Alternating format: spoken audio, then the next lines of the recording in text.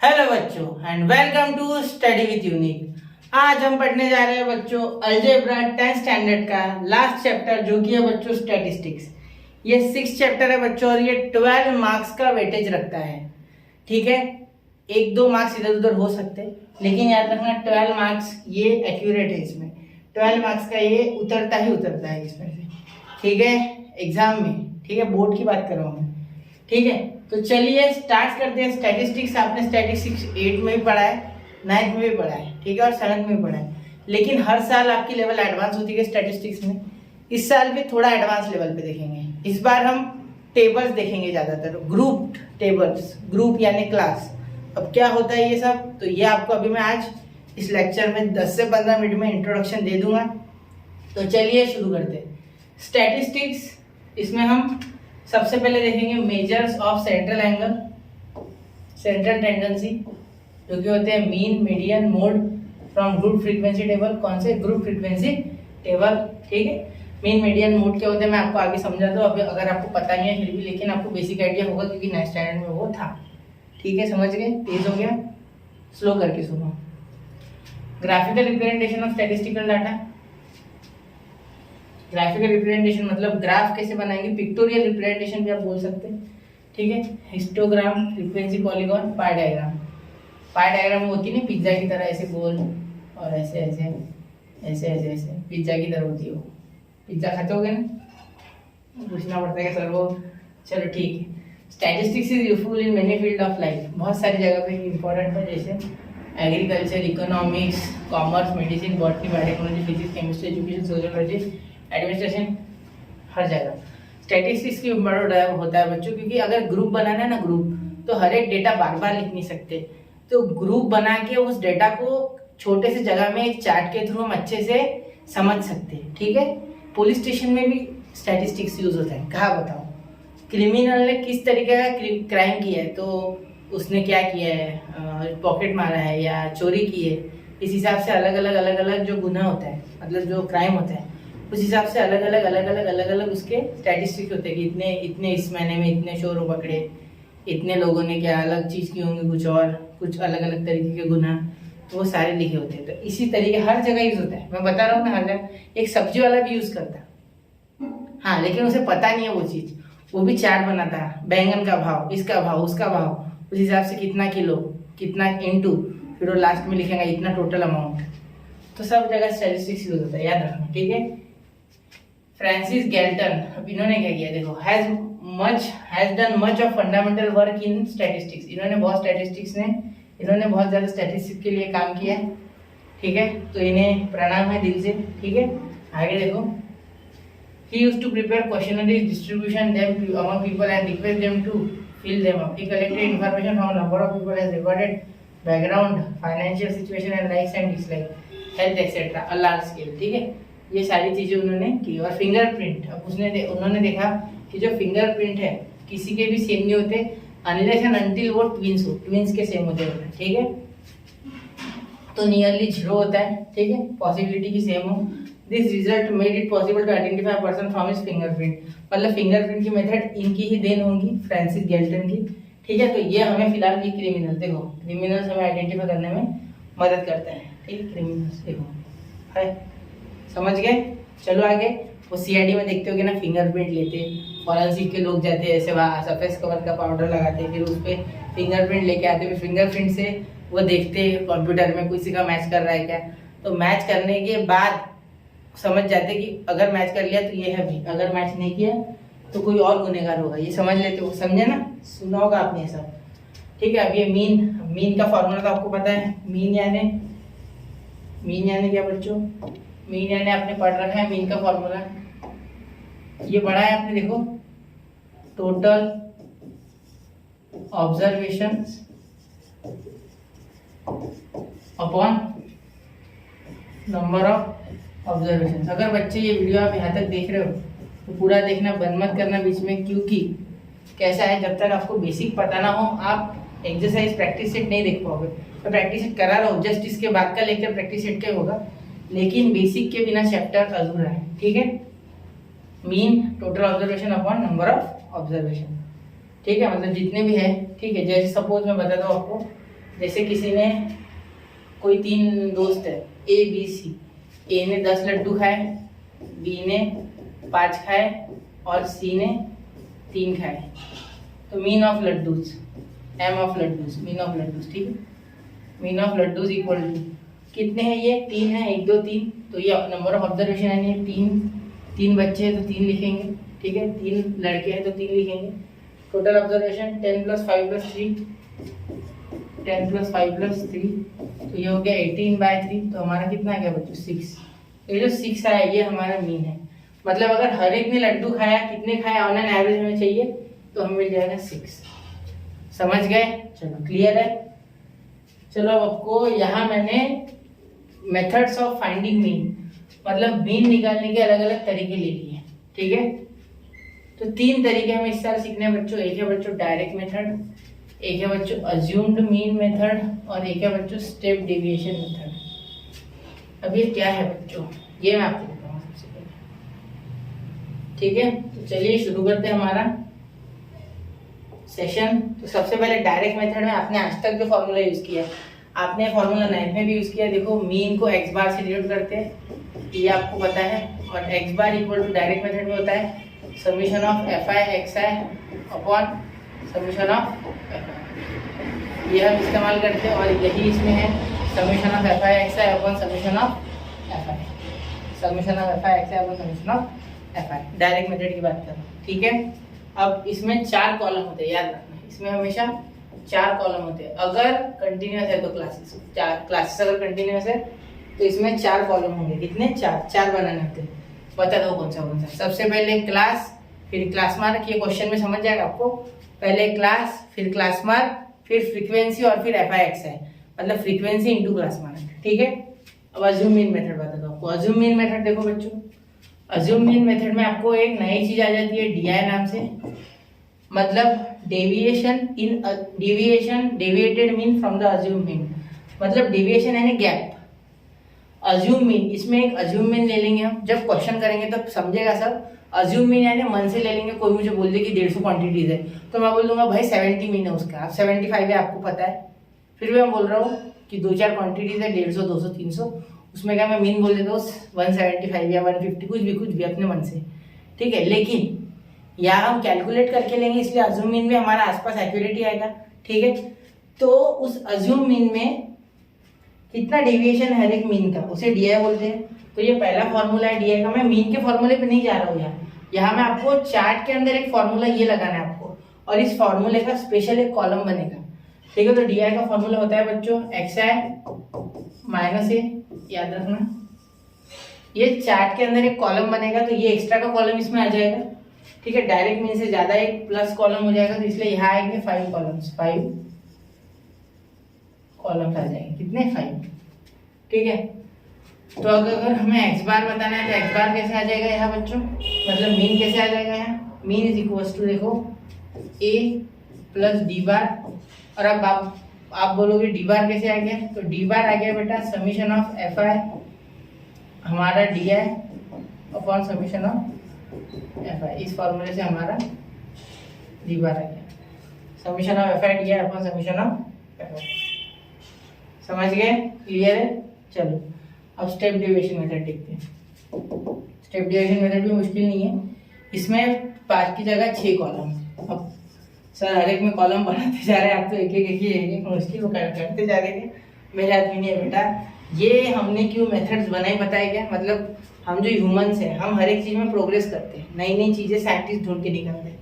तो क्या हुआ, जो मैथमेटिशियंस है बेटा, उन्होंने इस मेथड में एक फॉल्ट ढूंढा कि भाई ये थोड़ी सी कम एक्यूरेट है बड़े नंबर्स के लिए, जब नंबर्स बड़े हो जाते हैं और कैलकुलेशन भी थोड़ा भारी जाता है, इसलिए अज्यूम मीन में उससे कम कैलकुलेशन है और स्टेप डेविएशन में उससे कम, मतलब छोटे नंबर्स के साथ हम डील करेंगे, ज्यादा बड़े नंबर्स के साथ नहीं। यह नंबर लैक्स और 1000 में आ सकते बड़े हो तो, लेकिन यहाँ कभी ऐसा नहीं होगा लेकिन वो बहुत ही बड़े, तो उतने बड़े तो कैलकुलेट नहीं करते ना। चलो यहाँ समझ गए। अब ये फॉर्मूला यहाँ यूज होगा, इसलिए मैं ये भी यहाँ लिखूंगा, ये कॉलम तो आएगा ही आएगा, ठीक है। और साथ ही में और एक इसके साथ जुड़ जाएगा जो कि होगा बच्चों UI। क्या होगा? UI। ये UI क्या है?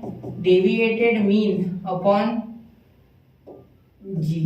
डिवाइडेड में अपॉन जी, जी यानी जीसीडी, ग्रेटेस्ट कॉमन डिवाइजर। देखो डेविएटेड मीन को सबसे बड़ा नंबर ऐसा कौन सा है जो डिवाइड कर सकता है, उसे बोलेंगे हम जी।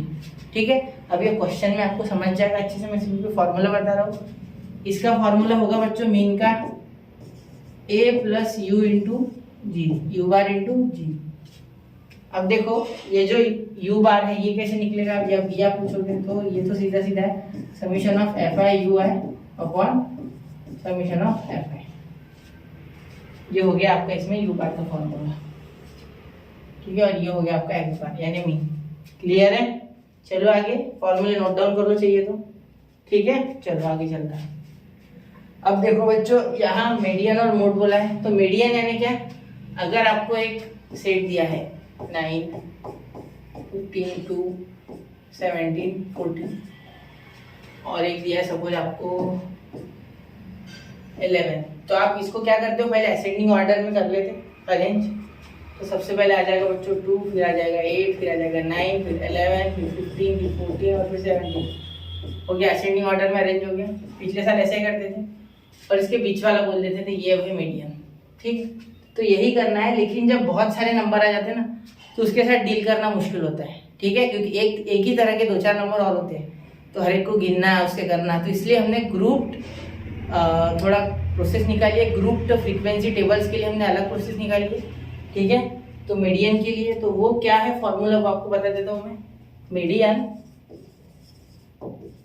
इज इक्वल्स टू, ठीक है, ग्रुप टेबल होते हैं ना, क्लासेस है यार, तो क्लासेस में बहुत सारे एक ही तरीके के, सपोज हमने क्लास ले लिया 8 to 15, तो 8 to 15 वाली जो चीजें हैं, ठीक है, जो भी होगी एज वगैरह किलो जो भी होगी वो 8 to 15, तो 8 to 15 में जितनी भी आएंगे वो हम उसमें ले लेंगे। जैसे 50 आ गया वैसे दूसरा क्लास अलग, तो ऐसे बहुत सारे क्लासेस आ जाएंगे, तो इस तरीके से कैलकुलेट करना बहुत मुश्किल है। तो इसलिए ये नया तरीका मीडियन का देखो, L plus in bracket n/2 minus CF upon F into H।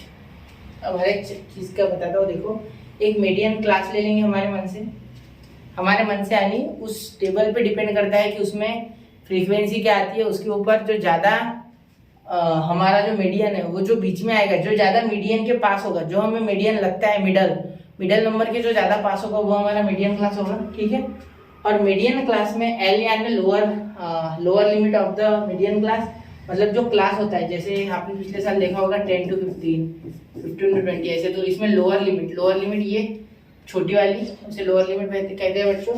ठीक है, अब CF यानी क्या, कम्युलेटिव फ्रीक्वेंसी, ये आपने 9th स्टैंडर्ड में देखा था, जब आपने एक क्लास का जो फ्रीक्वेंसी है वो नीचे वाले क्लास में ऐड कर करके हम ऐड कर करके नीचे जाते ऐड करते हुए नीचे जाते, उसे कम्युलेटिव फ्रीक्वेंसी कहते हैं CF। ठीक है, F यानी फ्रीक्वेंसी, H यानी distance between the two classes, मतलब लोअर लिमिट और अपर लिमिट। इसमें अगर हमने बोला कि लोअर लिमिट 10 है और अपर लिमिट 15 है, तो कितने का आ गया, H 5, याद रखना। तो H यानी difference between the lower limit and upper limit. ठीक है, समझ गए? चलो अब मोड देखते हैं, व्हाट इज मोड। अब यही ले लेता हूँ मैं, सपोज नहीं दूसरा लेता है 10, 20, 15, 70, 80, 90, तो सबसे ज़्यादा 90, 100। अब देखो सबसे ज़्यादा कौन सा है इसमें बड़ा नंबर, तो वो आपका मोड। ज़्यादा बार जो रिपीट होता है सेट में उसे कहते हैं हम मोड। ठीक है, ये ऐसे बोल सकते हैं, समझ गए ना, जो ज़्यादा बार रिपीट होता है that is called as mode. सीधी बात, या बड़ा नंबर। ठीक है, समझ गए, ऐसा बोल दो कि ये मोड है। ठीक है, अब देखो मोड का फॉर्मूला देख लो बच्चों, मोड का भी ऐसे एक फॉर्मूला है। ठीक है, पिछले साल तक आसान था, इस साल फॉर्मूला है, वो भी मुश्किल नहीं है, आसान है, सिर्फ एक फॉर्मूला ऐड हो गया। L, इसका डेरिवेशन नहीं है, मैंने वरना आपको डेरिवेशन भी दे देता, लेकिन डेरिवेशन सिलेबस के बाहर है, तो वो मैं कोशिश करूंगा डालने की। अगर आपको देखना है तो जल्द से जल्द कमेंट कर देना एक बार कि सर आपको हमें देखना है, मैं डाल दूंगा। ठीक है, वो थोड़ा हायर लेवल की मैथ्स है उसमें, लेकिन फिर भी मैं समझाने की कोशिश पूरी करूँगा आपको। ठीक है, तो देखो L plus F1 minus F0, F1 यानी जो मोड होता है ना बच्चों, उस मॉडल क्लास की जो फ्रीक्वेंसी उसे F1 कहते हैं, F0 यानी उसके पिछले वाले क्लास की फ्रीक्वेंसी, और नीचे आ जाएगा बच्चों 2F1 minus F0 minus F2 into H, तो F2 यानी उसके आगे वाले क्लास की फ्रीक्वेंसी, मतलब पीछे बीच में मॉडल क्लास की फ्रीक्वेंसी, ऊपर F0 नीचे F2। सपोज ये है F0 तो ये हो गया F1 और ये हो गया F2, मतलब ये सैंडविच हो गया बीच में मॉडल क्लास की फ्रीक्वेंसी। ठीक है, बस यही फॉर्मूला है। चलो आगे देखते हैं। अब देखो हिस्टोग्राम। अब हिस्टोग्राम बच्चों क्या होगा, हिस्टोग्राम ये ऐसे, ये ऐसे, ऐसे, ऐसे और ऐसे। अब ये हिस्टोग्राम आपने कैसे ऐसे ऐसे बोल दिया मैंने सिर्फ, तो इसमें क्या होता है बेटा, इसमें हम जैसे जॉइंट बार ग्राफ निकालते थे, याद होगा आपको, बीच में गैप नहीं छोड़ते थे उनके दोनों के, जो एक रहता था उसमें आधा आधा करते थे ऐसे बीच से। तो वैसा नहीं करना है यहाँ। यहाँ आपको क्लासेस दिए ना, तो क्लासेस हमेशा आपके कंटिन्यूअस रहेंगे। कैसे रहेंगे बेटा, कंटिन्यूअस। कंटिन्यूअस क्लासेस होने के कारण आपको कंटिन्यूटी में चीजें रखनी है। ठीक है, तो ये 7.5 के बाद बराबर 9.5, मतलब ये क्लासेस कैसे होंगे, 7.5, 9.5, 9.5, 11.5, 11.5, 13.5। देखो बीच में गैप भी यूनिफॉर्म है, 2 का 13.5 और यह हो जाएगा 15.5 या 15.5 या 17.5, मतलब बराबर इवन गैप आ गई है ना। सही है, 2 2 2 2 2 2, तो डिफरेंस क्या आएगा बीच में, 2, जिसे हम एच कहते हैं, एच। इससे अच्छा एच बोलेंगे, एच कितना है, 2 है एच। ठीक है, समझ गए, क्लियर है। तो डिफरेंस बिल्कुल सेम आ गया बेटा, ध्यान में आ गया आपको, क्लियर है। तो देखो यहाँ ये क्रिंक मार्क दिख रहा होगा आपको, ये क्यों आ रहा है, तो ये क्रिंक का मीनिंग एक्चुअली श्रिंक। क्यों श्रिंक बोला मैंने, देखो इससे क्या हो गया, ये क्लासेस 0 से चालू नहीं है ना, 0 से चालू है क्या, नहीं हुई, तो 0 से चालू नहीं है, इसलिए बीच के क्लासेस को भाई हमने फोल्ड कर लिया, ऐसा इसका मीनिंग है। मतलब वो खत्म है, उनका कोई लेना देना नहीं है, डायरेक्टली हम यहाँ से चालू कर रहे हैं। ठीक है, तो ये देखो अब जोड़ जोड़ के लिया है हिस्टोग्राम, देखो बिल्कुल गैप नहीं है। ठीक है, समझ गए। चलो अब frequency polygon. Frequency polygon histogram का एक दूसरा रूप है। देखो एक बार, इसमें एक्स और वाई कोऑर्डिनेट होते हैं, कौन से, एक्स और वाई। अब कैसे होते हैं वो मैं आपको जब पढ़ाऊंगा तब अच्छे से बताऊंगा। अभी देख लो थोड़ा कि ये जो हिस्टोग्राम होता है इसके बीच का पॉइंट है, ये और ये, तो इन्हें अगर जोड़ दिया हमने तो ये हो गया histogram, sorry frequency polygon. Histogram से ही बनता है बच्चों फ्रीक्वेंसी पॉलीगॉन। लेकिन फ्रीक्वेंसी पॉलीगॉन में एक्स और वाई के लिए जो ऐसा एक चार्ट बनाना पड़ता है स्पेशल, और उसमें एक्स वाई कोऑर्डिनेट लेने पड़ते हैं। ठीक है, तो वो कैसे बनाते हैं ये मैं आपको पढ़ाते टाइम पे पूरा डिटेल में बताऊंगा। चलो आगे चलो। ठीक है, आपको इंट्रोडक्शन देना है सिर्फ मुझे लेक्चर में पूरा, तो चिंता मत करो, सिर्फ देख लो अच्छे से, जिससे कि आपको आगे जाके ऐसा ना लगे, सरप्राइज ना मिले। ठीक है, अब पाई डायग्राम। अब पाई डायग्राम तो पिज्जा है, ये तो स्टार्टिंग में बताया मैंने। तो इसमें क्या होता है बच्चों, ये पूरा जो सर्कल होता है वो 360 डिग्री का होता है, जिसे 2 पाई बोला जाता है। पाई होता है 180, तो 2 पाई यानी 2 × 180, तो 2 × 180 यानी 360। ठीक है, तो अब क्या होता है बच्चों, इस एक गोले में, इस एक सर्कल में हम हर एक चीज को, इसका एक फॉर्मूला है बच्चों, पाई डायग्राम के एंगल का, ये एंगल का एक फॉर्मूला है बच्चों। ठीक है, समझे, ये एंगल का एक फॉर्मूला है, थीटा इज इक्वल्स टू, ठीक है, measure of angle theta, theta बोलते हैं आप इसे। ठीक है, अच्छे से लिखूंगा, थीटा इज इक्वल्स टू, ठीक है, या मेजर ऑफ सेंट्रल एंगल बोल सकते हैं, measure of central angle of that quantity equal to, ठीक है, नंबर ऑफ ऑब्जर्वेशन या जो भी चीज है वो, ठीक है, upon total number of observations into 360, ये उसका फॉर्मूला है, ये आपको टेक्स्ट बुक में भी मिल जाएगा। ये total number of observations into 360, तो इससे आपको हर एक का फॉर्मूला, ये एंगल कितना है, ये एंगल कितना है, ये कितना है, ये कितना है, ये कितना है, उस हिसाब से आपको एंगल बनाने हैं। मैं आपको एक रिकमेंड करूँगा एक चीज़, इसके लिए आके सर्कल ले लो। सर्कल ये होता है ना गोल, उसमें छोटे छोटे और सर्कल होते हैं, वो 360 डिग्री। तो एक बार आपने उसको रख लिया है कि आप डायरेक्टली तब तक उठाना मत उसको जब तक पूरी मार्किंग्स ना हो जाए, फिर ऐसे जोड़ लो जिससे कि आपके एरर ना हो। वरना डी से अगर आप बनाओगे प्रोटेक्टर से तो क्या होगा, पेंसिल के कारण थोड़ी एरर आ सकती है। मतलब लास्ट वाला जो है ना उसमें 1-2 डिग्री का गैप आता है, ये मेरी खुद के ऑब्जर्वेशन है। और बच्चे शार्प भी नहीं करते, समय नहीं रहता पेपर में, सही बात है। तो इसलिए मैं बोल रहा हूँ सर्कल से बनाओ, आता है ना, 5-10 रुपये का आता होगा। चलिए, तो यहाँ मैंने पूरा इंट्रोडक्शन कंप्लीट कर लिया है। तो मिलते हैं जल्दी अगले लेक्चर में, तब प्रैक्टिस सेट 6.1 के साथ आऊँगा। पूरे मीन के मेथड्स पढ़ाऊंगा, 6 से 8 क्वेश्चन है, पूरे कराऊंगा। तो चलिए मिलते हैं अगले लेक्चर में, तब तक के लिए पढ़ते रहे, आगे बढ़ते रहे। जय हिंद, जय भारत।